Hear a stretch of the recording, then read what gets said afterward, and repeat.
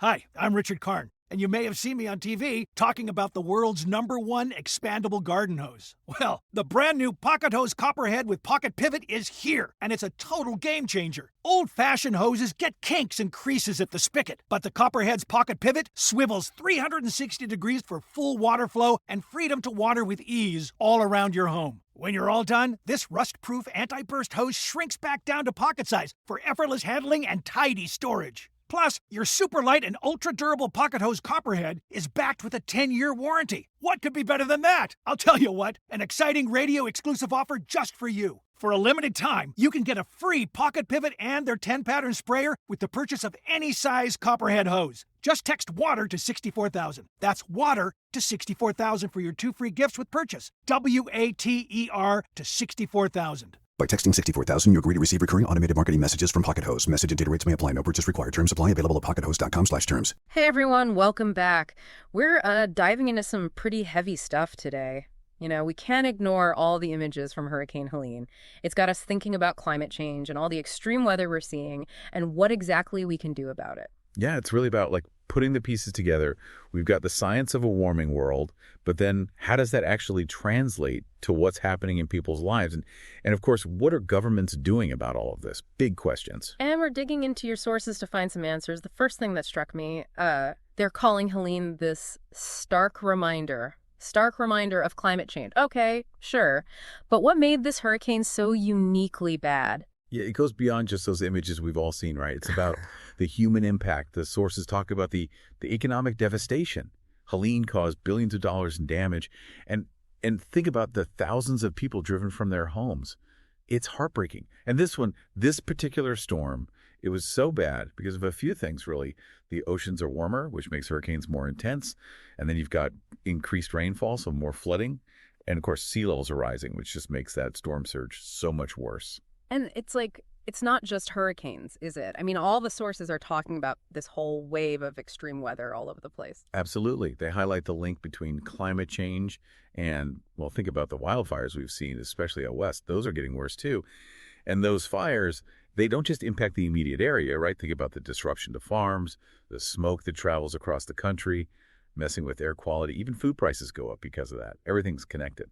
Wow, it really makes you think about the bigger picture, doesn't it? So, I mean, this problem is huge. What are we doing about it? It seems like there are some policies, some responses that are, gaining some traction, right? At least that's what some of these sources are saying. Right, and it looks like a two-pronged approach. We've got to reduce greenhouse gases and at the same time adapt to the changes that are already here.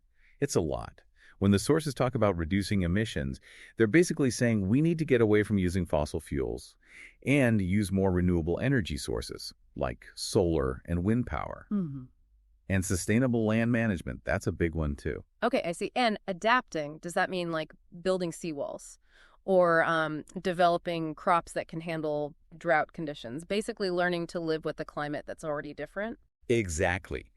We have to accept that climate change is here, and we have to change our infrastructure, how we grow food, even our healthcare systems, to deal with it. One of the sources gave this interesting example of urban planning, like designing cities to handle extreme heat waves better, using more green spaces, having cooling centers. Pretty cool stuff, actually. Yeah, that is pretty interesting. So bringing it back to the U.S., the sources talk about 2 specific bills, the Inflation Reduction Act, and then there's the Build Back Better Act. Those are pretty different, right? They've both got the goal of addressing climate change, but they take different paths. Yeah. So the Inflation Reduction Act, it actually passed last year, and it focuses on giving people incentives to switch to a cleaner economy. So things like tax breaks for using renewable energy, investments in green technology, that sort of thing. It's a big step for sure, but there are those who say it's not enough. Yeah, and then there's Build Back Better. That one seemed a lot more ambitious, but it never went anywhere, did it? True. Build Back Better was huge. It included the clean energy stuff, but went way beyond that. There were all these social programs in it trying to deal with how climate change affects vulnerable communities the most. It just never got enough support in Congress, sadly. Right. Okay, so we've talked about what's happening in the U.S., but this is obviously a global issue. The sources mention the Paris Agreement quite a bit. Can you give us the rundown on that? Sure. So the Paris Agreement, it's kind of a big deal because it got almost every single country on the planet together, all agreeing to work on keeping global warming well below 2 degrees Celsius, and ideally aiming for 1.5 degrees compared to, back before the Industrial Revolution. It was this huge moment for countries actually cooperating on climate change. Okay, but the sources also mentioned some problems with it. What makes this agreement so shaky? Well, the biggest problem is that there's no real way to enforce it. The Paris Agreement basically relies on countries setting their own goals and then, well, hoping they'll actually stick to them. There's no global police force making sure they do. And there's always this temptation for countries to say, hey, we need to focus on our economy right now, even if it means sacrificing those long-term goals for the planet. That makes sense, but it's also kind of scary, isn't it? So we've got policies, agreements, but it seems like we're running out of time. It's a lot to keep track of. I know, it's a lot, but that's what makes these deep dives so important. We've talked about how urgent the climate crisis is, shown some of the policies being put into place, and also been real about the challenges, both with actually getting things done and with getting everyone to work together. It really is. And it makes you wonder, if we're relying on countries to do the right thing, what happens if it's just not enough? What happens then? I'm going to be thinking about that for a while. Today is your lucky day. Today is the day that our $3 website works for you, paying you directly to your PayPal daily. Imagine $3 ongoing continuous payments to your PayPal account. Imagine falling asleep and waking up to $300 in your PayPal account. How would this make you feel? How could this help you?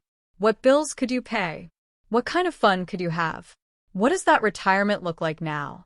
All for a one-time payment of $3. This website is DFY done for you, fully built and completely hosted, and never stops collecting payments for you. You have spent $3 on coffee on a regular, but that coffee won't help you create multiple streams of income. Click the link below.